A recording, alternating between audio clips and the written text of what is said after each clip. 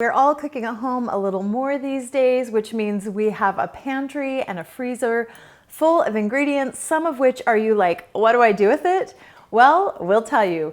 Go ahead and plug them into our one pot pasta formula, and you can take any of the food that you have in your house and turn it into a completely customizable recipe that you made up at home.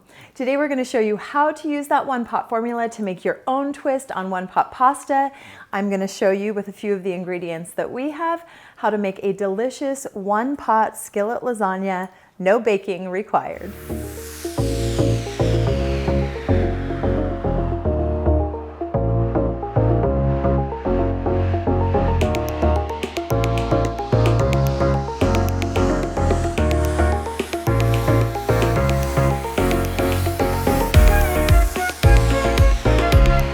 I love this recipe because it tastes exactly like lasagna. It delivers all of the same flavors, that cheesy, delicious punch, but it is so much less prep because you can put it all in one pot. So we're gonna start by peeling garlic cloves with the GoodCook garlic press. Now this thing makes it so easy because all you do is peel your garlic and grab the clove. Once you have the individual cloves removed, you're going to want to press them to remove the skin from the garlic.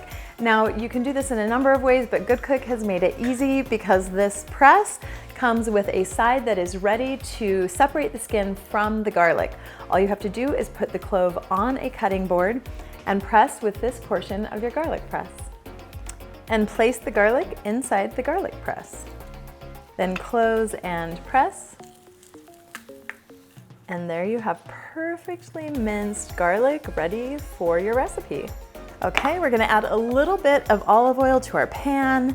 And while that starts to heat up, we're gonna dice and add a half an onion.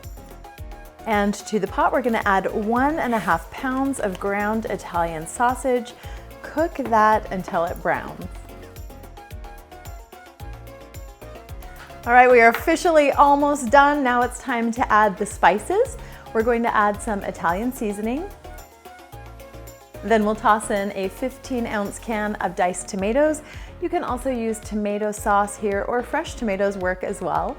Now it's time to add our pasta. Now you can use any pasta here, but since we're going for this lasagna flavor and texture, I decided that we should add some lasagna noodles. So you can actually just crack these up and add them to your pot like any pasta, and it cooks exactly as it would a rigatoni or a fusilli or whatever else you decide to add. Then 3 cups of tomato juice, vegetable juice, Bloody Mary mixer, and even chicken broth will work here as well. Then top with slices of mozzarella, and it's time to cover and cook.